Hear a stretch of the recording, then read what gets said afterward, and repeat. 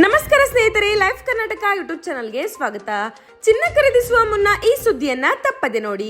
ಮುಂದಿನ 6 ತಿಂಗಳು ಚಿನ್ನದ ಬೆಲೆಯ ಬಗ್ಗೆ ಬಂದಿರುವ ಈ ಹೊಸ ವರದಿ ಈಗ ಎಲ್ಲರ ಗಮನ ಸೆಳೆದಿದೆ. ಹಾಗಾದ್ರೆ ಏನದು ಅಂತ ತಿಳ್ಕೊಳ್ಳೋಕೆ ವಿಡಿಯೋ ಪೂರ್ತಿಯಾಗಿ ನೋಡಿ ಮತ್ತು ಇನ್ನಷ್ಟಂತಹ ಇನ್ಫಾರ್ಮೇಟಿವ್ ಅಪ್ಡೇಟ್ಗಳಿಗಾಗಿ ನಮ್ಮ ಚಾನಲ್ ಅನ್ನ ಸಬ್ಸ್ಕ್ರೈಬ್ ಮಾಡ್ಕೊಳ್ಳಿ.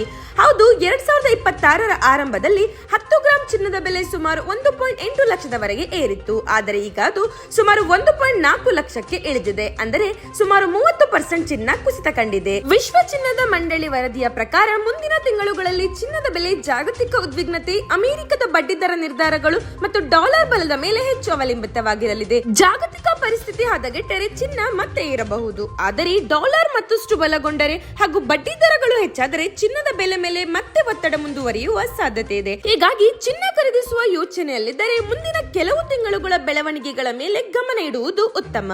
ಹಾಗಿದ್ರೆ ಈ ಹೊಸ ಅಪ್ಡೇಟ್ ನ ಬಗ್ಗೆ ನಿಮ್ಗೆ ಏನನ್ನಿಸ್ತು ಅಂತ ಕಾಮೆಂಟ್ ನಲ್ಲಿ ತಿಳಿಸಿ. ಮತ್ತೆ ಮುಂದಿನ ವಿಡಿಯೋದಲ್ಲಿ ಸಿಗೋಣ. ಧನ್ಯವಾದಗಳು.